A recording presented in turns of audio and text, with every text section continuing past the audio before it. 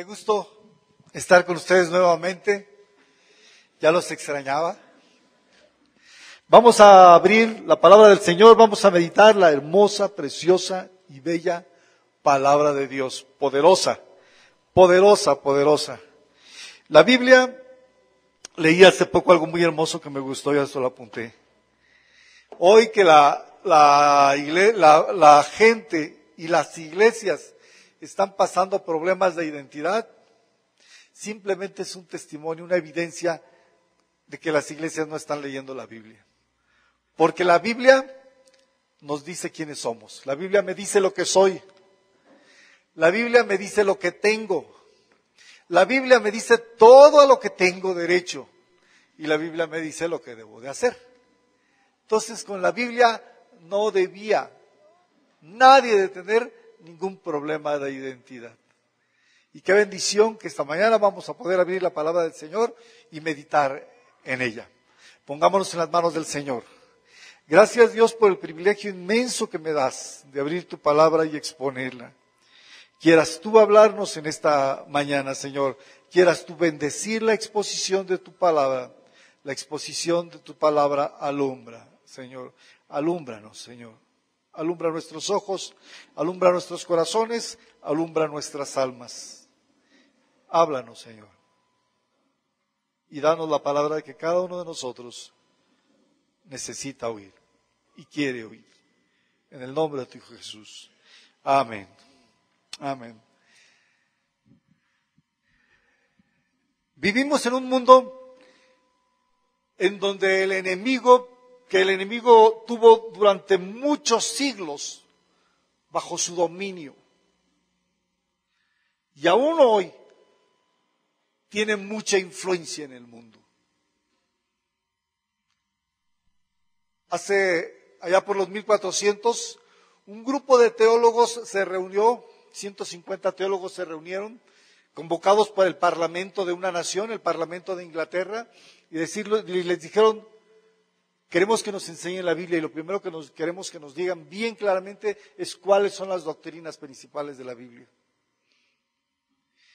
Y entonces durante 5 años, pagados todos los gastos por el gobierno, hubo un retiro de 150 teólogos. 121 de ellos eran ministros ya de la palabra. Y el resto eran laicos, gentes que tenían sus empresas, que tenían sus organizaciones, que se dedicaban a otra cosa, pero que también se habían hecho eruditos en el estudio de la palabra de Dios y eran grandes hombres viviendo la palabra de Dios. Cuando ellos expusieron la enseñanza, la expusieron en base a preguntas y respuestas. Y la primera gran pregunta y su respuesta de aquellos estudios de 5 años era: ¿cuál es el fin principal del hombre? Y la respuesta era: el fin principal del hombre es adorar a Dios y gozar de Él para siempre. Adorar a Dios y gozar de Él para siempre. Para eso fuimos criados.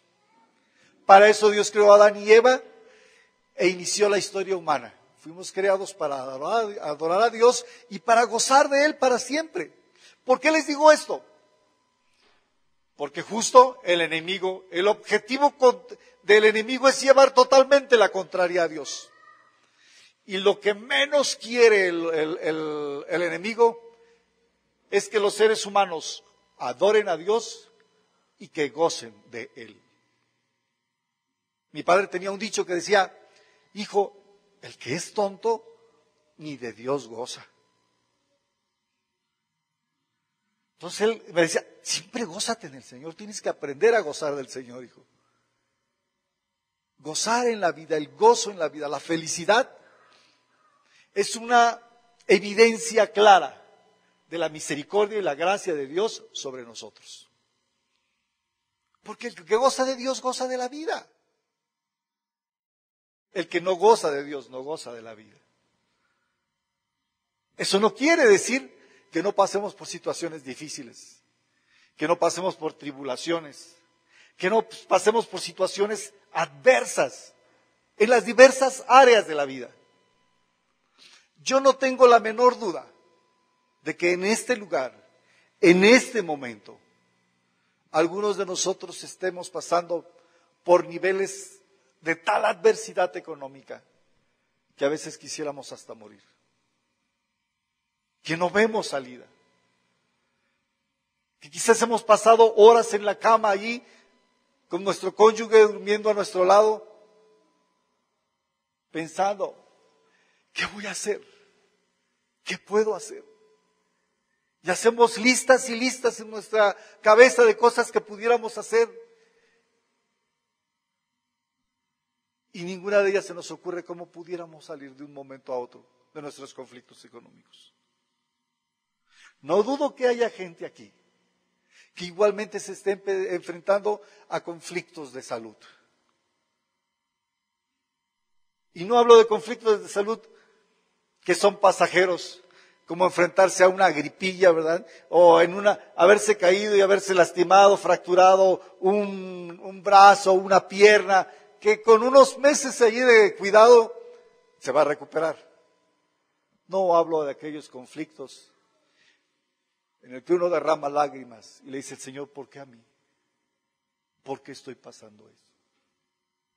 Y por supuesto, inmediatamente Satanás viene a poner en nosotros sentimientos de culpa, ¿verdad? Y nos empezamos a acordar de nuestros pecados y de las cosas que debimos haber hecho y no hicimos, o las cosas que no debimos haber hecho que sí hicimos, y decimos, estoy pagando por lo que hice. O mi hijo está pagando, o mi hija está pagando, o mi madre está pagando por lo que yo hice. Y esa angustia, esa presión, nos roba el gozo del Señor. Nos roba la paz del corazón, nos roba la felicidad. Y así como hablo de situaciones adversas que nos quitan el sueño, nos quitan la felicidad de la vida, el gozo de la vida. Así como estoy hablando de la situación de salud, pudiera hablar de muchas otras cosas. Los conflictos matrimoniales. Los conflictos matrimoniales. Para una mujer, oír tan solo la palabra divorcio es una angustia profunda. Pensar en perder su matrimonio es más angustiante que perder su casa. Y mire que la familia, a la mujer lo que más le angustiaría sería pensar que puede perder su casa. Pero hay algo más, perder su matrimonio es peor aún para ella. Peor que perder su casa, que perder el auto. El dinero, la salud, los conflictos familiares y muchas otras cosas nos roban la paz, nos roban la felicidad que debiéramos tener, que Dios quiere para nosotros y cuyo principio está en nuestra adoración a Dios y nuestro saber gozar de nuestro Dios. Por eso yo les quiero compartir el Salmo 107, que nos presenta en varias ocasiones un ciclo que se da en la vida. Vivimos nuestra vida, a veces conscientemente y a veces inconscientemente nos vamos alejando del Señor. Y cuando menos nos damos cuenta estamos metidos en conflictos terribles en los que quisiéramos hasta morir. Y entonces empieza el ciclo de restauración hacia la presencia del Señor. Vamos a ir leyendo cada uno de los versículos de este Salmo 107, por lo menos hasta el verso 32. Y vamos a ir viendo. Salmo 107. Alabad a Jehová porque Él es bueno, porque para siempre es su misericordia. Ojo, ¿cómo empieza? Porque Él es bueno. Él es bueno. Él no es malo. Él no es vengativo. Él no es rencoroso. Él no es resentido como nosotros. No, me hizo esto. No quiero ni hablar. No. Dios es bueno. Y lo primero que tenemos que entender es eso, que Él es bueno. Y cuando decimos que es bueno, decimos que es bueno. No es bueno el que se porta bien con los que lo tratan bien, sino que se porta bien aún con los que lo tratan mal. Dice la Escritura que Dios es tan bueno que hace salir su sol sobre justos e injustos. Y da de comer a los justos y a los injustos. A todos les da de comer. Es bueno. La otra característica que nos da para empezar es que su misericordia es para siempre. No es temporal. No es que el día de hoy a las 12 de la noche se acaba la oferta. La misericordia de Dios es para siempre. Ese siempre no está limitado al tiempo. No quiere decir que es en todo el tiempo. Ese siempre abarca en cualquier circunstancia, en cualquier situación, en cualquier momento, en cualquier posición personal que tengas tú para con Él. Su misericordia de Dios está contigo y está sobre ti. A pesar de nosotros mismos. Entonces Dios es bueno y su misericordia es para siempre. Y eso nos da la base para seguir en lo que nos sigue diciendo el Salmo. Y luego dice, díganlo los redimidos de Jehová. Empieza allí con un testimonio en donde los redimidos, y se refiere en esta primera parte directamente al pueblo de Israel. Los redimidos del Señor. La definición más directa y clara de la palabra redención es ser puesto en libertad para algo en especial. E Israel fue el pueblo de Dios que, siendo esclavo en Egipto, fue puesto en libertad para servir y para adorar a Dios. Y entonces el Salmo nos sigue diciendo ahí que el hecho de que Dios es bueno y que su misericordia es para siempre, deben de decirlo los redimidos del Señor. ¿Por qué lo deben de decir los redimidos? ¿Por qué cree?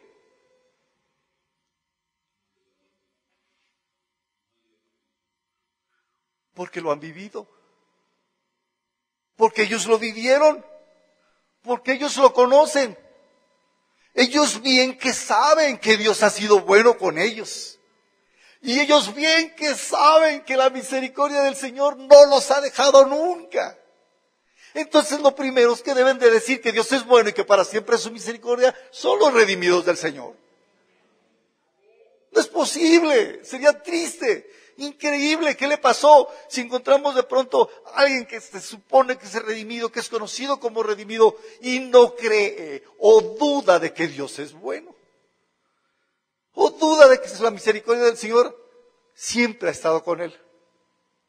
No es posible. Y entonces en este orden de cosas va diciendo, díganlo los redimidos de Jehová, los que ha redimido del poder del enemigo. Recuerden, aquí estaba hablando justamente de Egipto, pero se estaba refiriendo justamente al hablar de los redimidos del más grande enemigo de Dios y de sus redimidos. Y el Señor nos ha salvado del poder del enemigo y los ha congregado de las tierras del oriente y del occidente, del norte y del sur. Y empieza ahí un testimonio directo sobre Israel. Lo dice, anduvieron perdidos por el desierto, por la soledad, sin camino, sin hallar ciudad en donde vivir. Cualquiera de nosotros pudiera decir eso en su propio testimonio, ¿verdad? Alguna vez en la vida anduvimos perdidos. Alguna vez en la vida anduvimos en la soledad, nos sentimos solos. Aunque nuestro cónyuge estuviera durmiendo ahí a menos de 1 metro de nosotros, nos sentimos solos. Aunque vivamos en una familia donde a veces somos 5, 7 personas bajo un techo, nos sentimos solos. Y el pueblo de Israel había andado perdido por el desierto literalmente. Habían vivido en la soledad, sin camino y sin hallar ciudad donde vivir. Se nos hace fácil a nosotros, por más que lo querramos ejemplificar, decir lo que significa vivir en el desierto. Y 40 años sin hallar ciudad en donde vivir. Ni siquiera les pasaba por su mente que al día siguiente tal vez llegarían a alguna ciudad. Ellos sabían que tenían 40 años por andar por el desierto. Hambrientos, sedientos, consecuencias lógicas de andar en el desierto, ¿verdad? Su alma desfallecía en ellos, su alma, sus emociones, sus intelectos, sus pensamientos, su voluntad. Me llamaba la atención en la mañana cuando hablaba Jody de que en el budismo una de las cosas que se promueve hasta inconscientemente es la depresión. Y por supuesto porque detrás está Satanás, ¿verdad? Imagínese usted vivir en el desierto sin saber a dónde ir, andando siempre con sed, andando siempre con el estómago medio vacío, sin saber cuándo va a haber comida otra vez. Por supuesto que el alma desfallece. ¿Qué emoción puede tener uno en estos momentos, en esa aflicción, en esa adversidad? El intelecto. ¿Qué interés puede haber en pensar en algo, en hacer algún proyecto, algún plan? Si sé que estoy limitado a este desierto y que Dios me dice que aquí voy a estar por 40 años. Y la voluntad. Esos son los elementos del alma. Intelecto, sentimientos y voluntad. ¿Quién va a querer hacer algo? Nadie quiere hacer nada. Lo que venga es bueno, lo que pase da igual, me da igual, si pasa, si no pasa. Decía mi hermano misionero con el que participé en muchos viajes misioneros, me da lo mismo un funeral que un homenaje. Funeral o homenaje me da lo mismo. Y así estaba el alma de los israelitas, de los redimidos del Señor en el desierto. Pero ojo, aquí viene el principio del cambio de las situaciones adversas. Dice en el versículo 6, entonces clamaron a Jehová en su angustia y los libró de sus aflicciones. Entonces clamaron a Jehová en su angustia y los libró de sus aflicciones. Todo el cambio empezó ¿con qué? Con el clamor del Señor. Cuando se dijeron, pero ¿qué estamos haciendo? Si el Dios que tenemos es bueno, si para siempre es su misericordia, ¿por qué debo conformarme en esta aflicción que estoy pasando sin hacer nada? Y en su angustia se volvieron al Señor y clamaron al Señor. Y este clamor es una manifestación de desesperación. Es obvio que hay lágrimas cuando hay clamor. Señor, ten misericordia. Ya no aguanto esta situación. ¿Qué digo? Voy a morir. Estoy muerto en medio de esta situación. No gozo la vida. Esto que estoy viviendo no es vida. Señor, ten misericordia. Tú eres bueno y tu misericordia es para siempre. Haz algo y cambia esta situación. A veces estamos esperando ver por dónde. A veces tenemos ideas de algo que pudiera cambiar nuestra situación de la noche a la mañana. Ay, si me sacara la lotería. ¿Cómo cambiaría mi vida si me sacara la lotería? Se nos ocurren a veces cosas a nosotros, perdónenme la expresión, pero hasta tontas. Hasta tontas, hasta pueriles. No tenemos que imaginarnos cómo puede ser. Cuando Dios quiere cambiar una situación, la cambia así. Y usted no sabe ni cómo. Pero como nunca se me había ocurrido. En la mañana nos compartía Jody que una de las angustias que lo hizo volverse al Señor es que debía $100,000 de sus cajas, de sus tarjetas de crédito. Ya no sabía ni qué hacer. Estaba desesperado. Ya había perdido, creo que su departamento o algo había perdido ahí. Y en su angustia invocó el nombre del Señor. Dijo, mira Señor, si tú me sacas de esto, ten misericordia. Yo no sé, no tengo ni idea de qué hacer. Líbrame de esto que me está oprimiendo, que me está quitando la vida. Y Señor, yo quiero servirte. Te voy a dedicar mi vida a servir. Por eso él anda como anda ahora, ¿verdad? Sirviendo al Señor. Al día siguiente, le llama el banco al que le debía $100,000. Y de lo poquito que alcancé a oír de sus testimonios que dijo que le llamaron por teléfono del banco y él creyó que era una broma al principio porque le dijeron, Señor, hablamos del banco y él pues ya sabía lo que le hablaba. Ya sé que les debo, le voy a pagar, nomás tenga paciencia. No, Señor, es que no le estamos llamando para cobrar. Entonces, le queremos pedir que haga solamente un pago. usted va a hacer un pago de $21 y le perdonamos su deuda. Me está bromeando este cuate, ¿qué trae? Está bien que estoy mal, pero no me he caído tanto, no, pues todavía estoy cuerdo. ¿Cómo va a pedir un banco al que le debo $100,000 que nomás les pague 21 y que se muere la deuda? Y entonces como oyeron que estaba dudando, dijeron, no, usted hace el pago de $21, nos trae el recibo y vamos ante las instituciones judiciales y le entregamos la carta firmada por el banco de que su deuda ha sido cancelada. Estos son cuentos.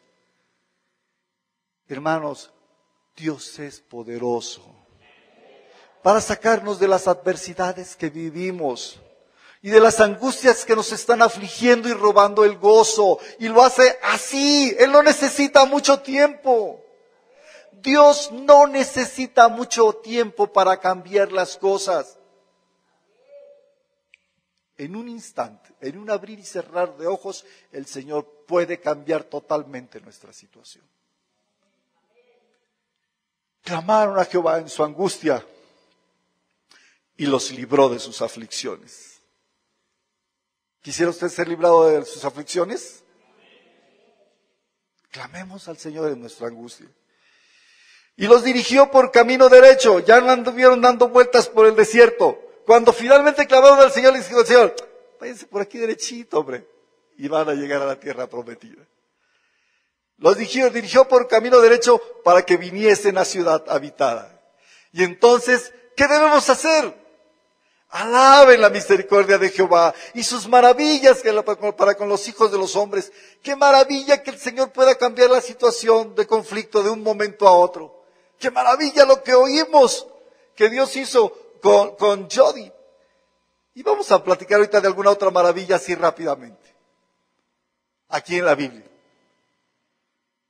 Alaben las misericordias del Señor y sus maravillas para con los hijos de los hombres, porque sacia el alma menesterosa, sacia al alma que tiene necesidad, la sacia, no nos deja el Señor en nuestras necesidades, nunca lo hace.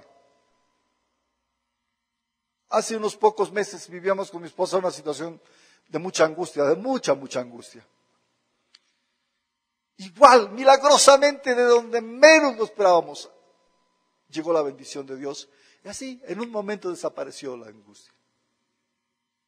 Y a mi esposa simplemente se le empezaron a escurrir, a llenar sus ojos de lágrimas, y a escurrir, no podía dejar de llorar. Y me volteó a ver y dijo, ¿por qué somos así? ¿Por qué nos habíamos angustiado? ¿Cuándo nos ha dejado el Señor? ¿Cuándo nos ha dejado el Señor en estos 33 años que llevamos viviendo juntos? ¿Cuándo? Nunca. No hay motivo para angustiarse. No hay motivo para dejar que el enemigo nos oprima. Porque Dios es bueno. Y para siempre su misericordia. Para siempre. Para siempre. Entonces, alabe las misericordias del Señor, sacia el alma menesterosa y llena de bien el alma hambrienta. Después viene, ya no para Israel, sino para cualquiera de las naciones del mundo, otra expresión de la misericordia del Señor. Versículo 10. Algunos moraban en tinieblas y en sombra de muerte. Todas las naciones, excepto Israel, desconocían al Señor, no lo conocían. Recuerden, la ley le fue dada a Moisés y al pueblo de Israel, y era el pueblo que tenía la revelación del Señor. Todas las demás naciones vivían en tinieblas y en sombra de muerte, aprisionados en aflicción y en hierro. En efecto, todas las naciones bajo la autoridad y el poder de Satanás eran aprisionados bajo aflicciones. La aflicción viene de Satanás la mayor parte de las veces. La aflicción viene de Satanás. Y aprisionados, dice, en cadenas de hierro, ¿no? ¿Cómo dice? Aprisionados en aflicción y en hierros. ¿Por qué? ¿Por qué estaban así? Por cuanto fueron rebeldes a la palabra del Señor y aborrecieron el consejo del Altísimo. Esto se refiere a aquello que nos dice el apóstol Pablo, ¿verdad? Donde dice, Dios se les manifestó y se presentó entre ellos con la creación. Y en vez de ver al Dios creador, decidieron buscar por otros lados a Dios. Decidieron buscar por otros lados a Dios.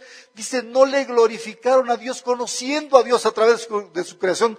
No le glorificaron ni le dieron gracias.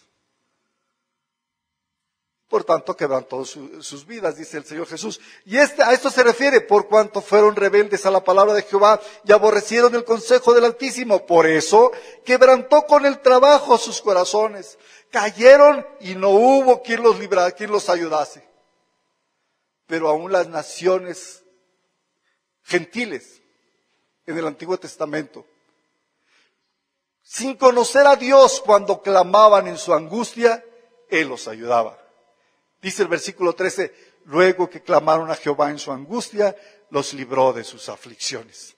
Hay muchos testimonios de eso. Solamente les voy a dar uno bien rápido. Los griegos no conocían a Dios, ustedes saben, allá unos 500 años antes de que Pablo llegara al Areópago y presentara el Evangelio, había habido una plaga que estaba terminando con los griegos.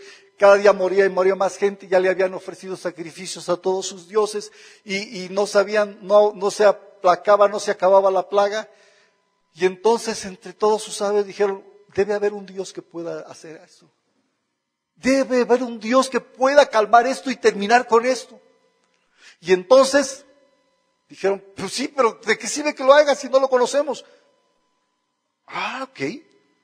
Y entonces clamaron a aquel Dios que no conocían. Dijeron, Dios, no te conocemos, no sabemos quién eres. Esto lo registra la historia de Grecia. No sabemos quién eres, pero sabemos que tú sí tienes poder sobre el mundo y tú puedes cambiar nuestra situación. Y entonces le ofrecieron sacrificios. Dijeron, cambia esta situación. Y Dios la cambió. Y la cambió poderosamente. Paró aquella tremenda plaga que estaba matando a los griegos. Y desde entonces le hicieron un altar en el Areópago al Dios no conocido. Por eso el apóstol Pablo, cuando llega con ellos y les dice, ya veo que son bien religiosos, tanto que tienen ahí, un altar al Dios no conocido. Bueno, de ese que ustedes no conocen yo les vengo a predicar. Era con conocimiento de causa cuando Pablo les decía. Y con conocimiento de causa los griegos habían puesto ese altar allí.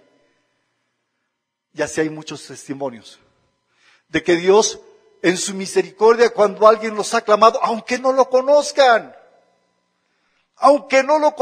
mucha gente que ahora vemos en las iglesias dan su testimonio de que no conocían a Dios, jamás habían tenido un acercamiento a Dios, pero en un momento de angustia, desesperados por la situación que estaban viviendo, o por las drogas, o por el alcoholismo, o por las deudas, o porque habían matado a alguien, o porque se habían metido en el narcotráfico y ya no hallaban cómo salir, se decían, Señor, sácame de esto.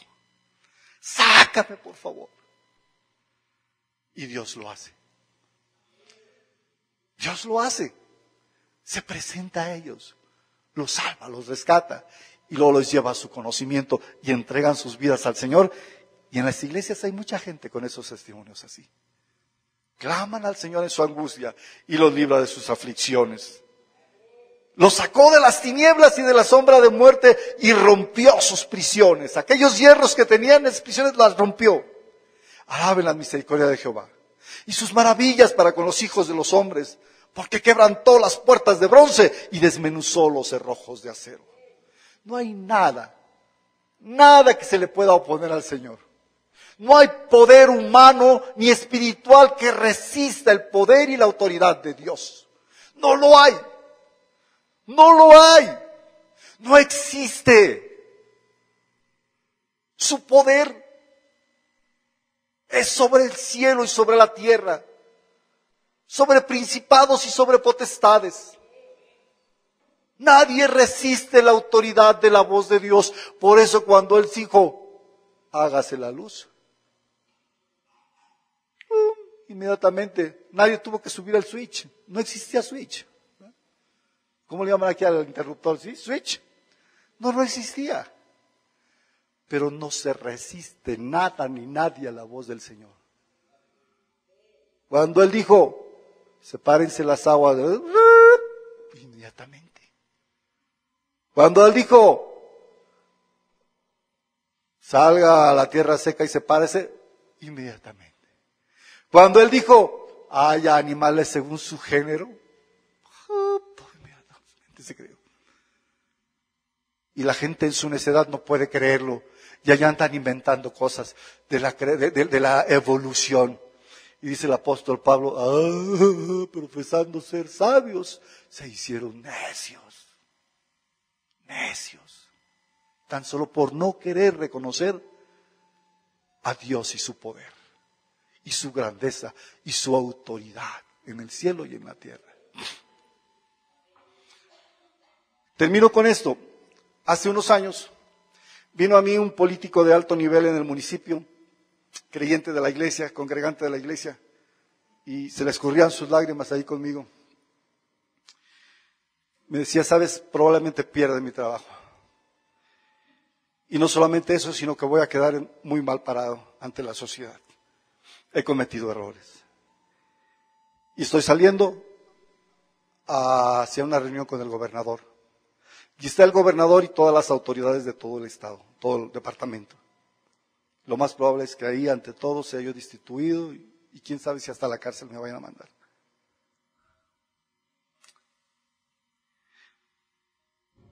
Abrí la escritura.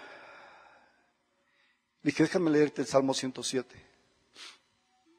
Me dice, hermano, ya no tengo tiempo ahorita ni de escucharlo. Pero te prometo que ahorita camino, había 1 hora y media de camino entre la ciudad de Acapulco, a donde iba, y la ciudad de Chilpancingo, a donde iba a reunirse con el gobernador. Y leyó esta palabra que le estoy leyendo, y especialmente lo que vamos a leer enseguida. Dice así, Salmo 107, del 17 en adelante.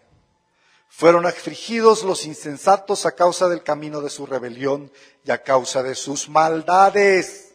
Por nuestras propias maldades y por nuestras propias rebeliones nos metemos en problemas de los que después no podemos salir.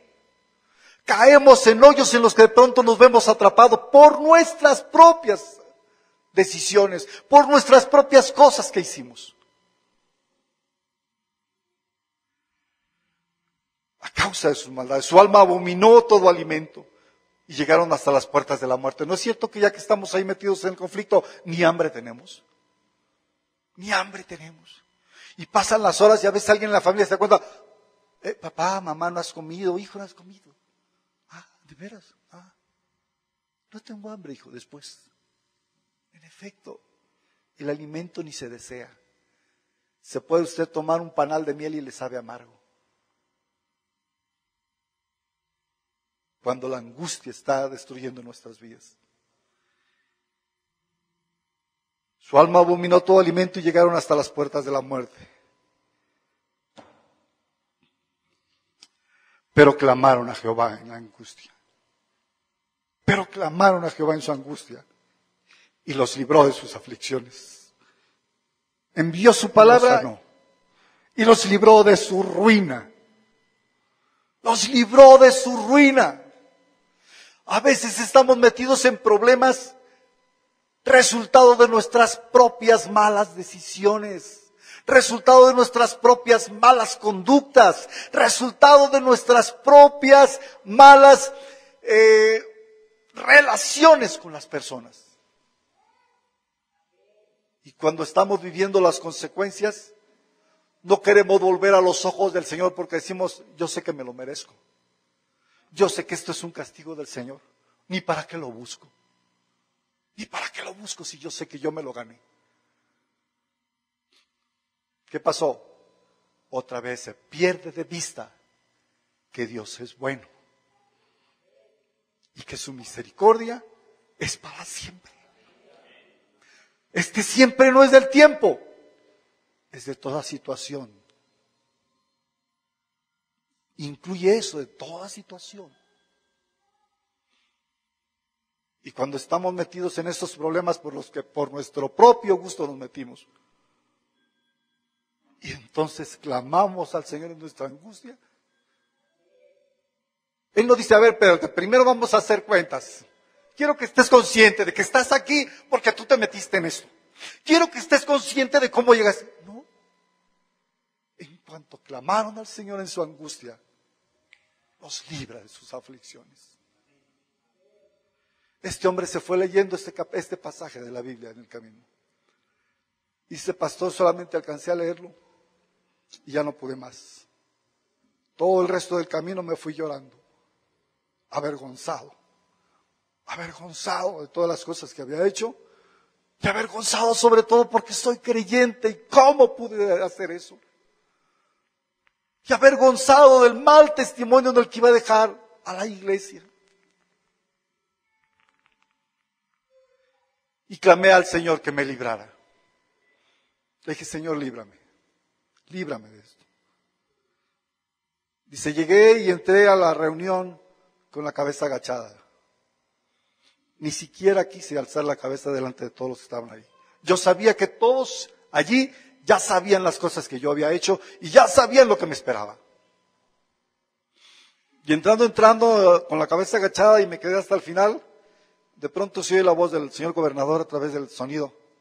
Fulano, vente para acá, pásate para acá. Dice, más se me angustió el corazón. Dije, Señor, ten misericordia.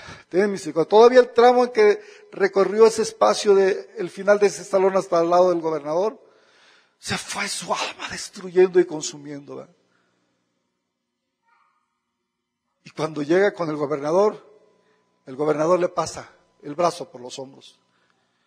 Dice, señores, antes de empezar la reunión, quiero aclarar unas cosas.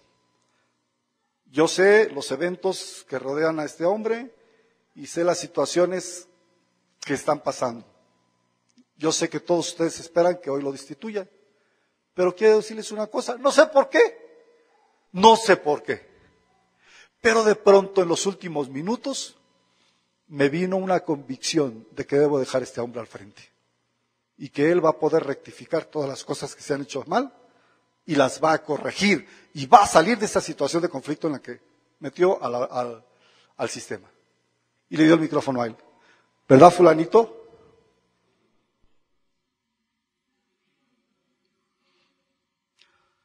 Sí, señor.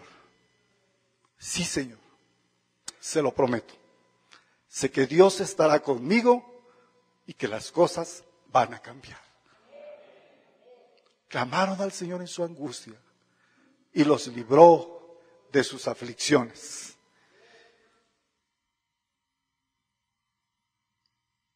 Envió su palabra y los sanó y los libró de su ruina. ¿No es cierto que viene la palabra del Señor a nosotros cuando estamos en esos momentos? Y nos dice, ay hijo, obviamente otra vez ya te olvidaste que yo soy bueno y que para siempre es mi misericordia. Ya se te olvidó que yo te amo. Ya se te olvidó que eres mi hijo. Se te olvida esas cosas. Y por eso son tus sufrimientos. Ni siquiera por lo que hiciste o por lo que has hecho. Ni siquiera por lo que estás sufriendo. Sino tan solo porque te olvidaste que tu papá es bueno. Y que para siempre es su misericordia. Envió su palabra y los sanó y los libró de su ruina. Alaben la misericordia de Jehová y sus maravillas para con los hijos de los hombres.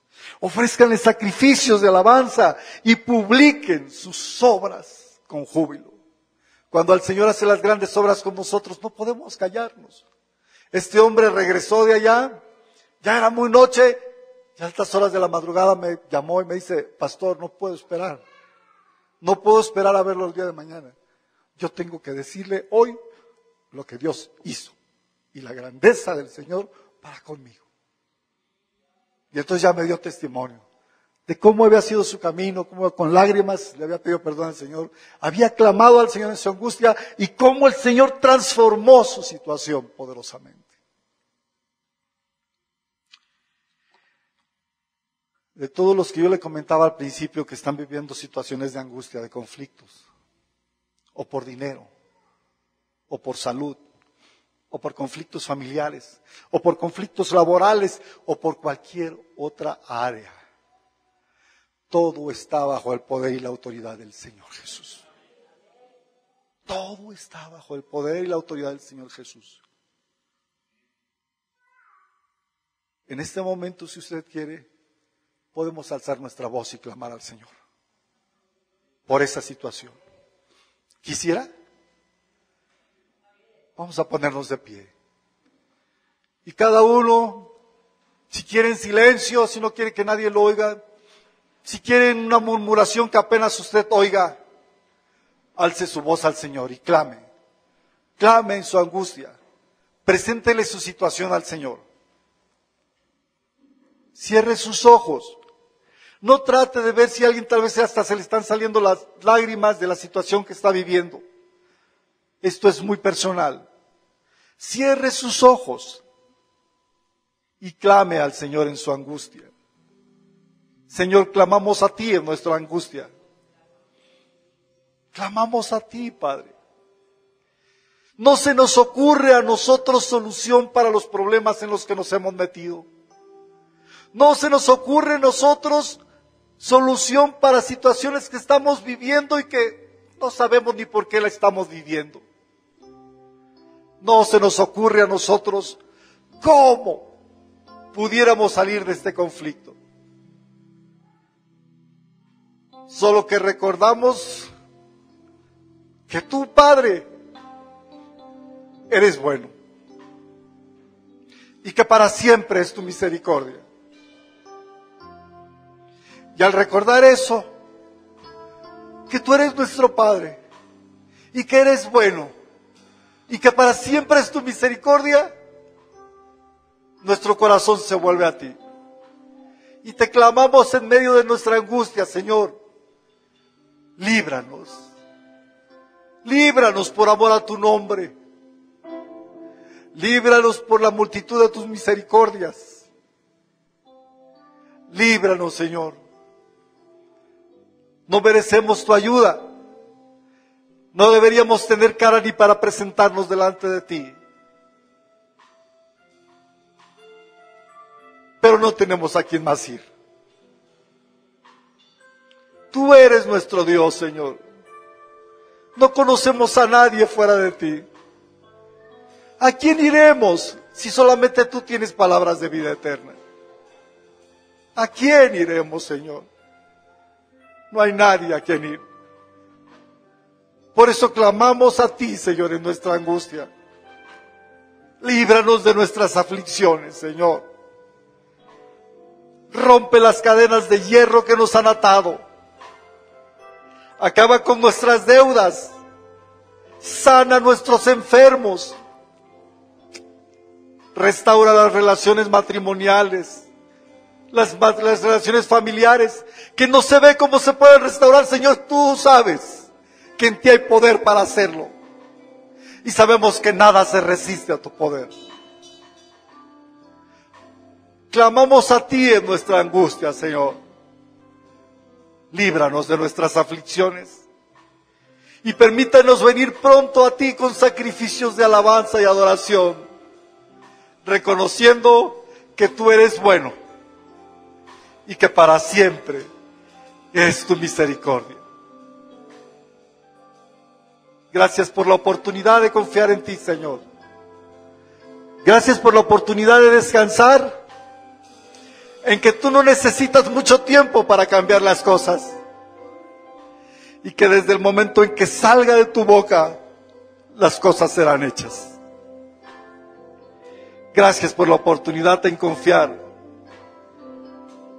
que seremos librados de nuestras angustias, porque tú quieres que vivamos para adorarte y para gozar de ti para siempre. Gracias, Señor, en el nombre de tu Hijo Jesús. Amén.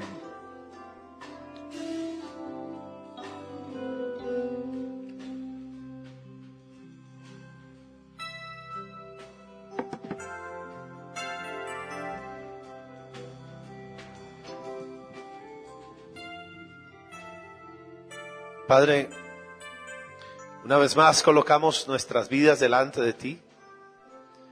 Te damos gracias por tu palabra, Señor. Porque tú eres el Dios que tienes misericordia, pero eres el Dios que principalmente nos has hecho tus hijos, Señor. Y porque somos tus hijos, podemos ver, Señor, que tú eres bueno. Y gracias, Señor, por esta palabra y por el efecto que ella va a tener de confianza en el corazón de cada uno, Señor, de mis hermanos. Porque, Señor, ante cada momento de tribulación, angustia, dolor, necesidad, adversidad, Señor, juntos podremos venir y buscarte, podemos postrarnos a tus pies, Señor, y tú nos oirás, y tú extenderás tu misericordia, Señor, y nos sacarás. En el nombre de Jesús, gracias, Señor. Amén.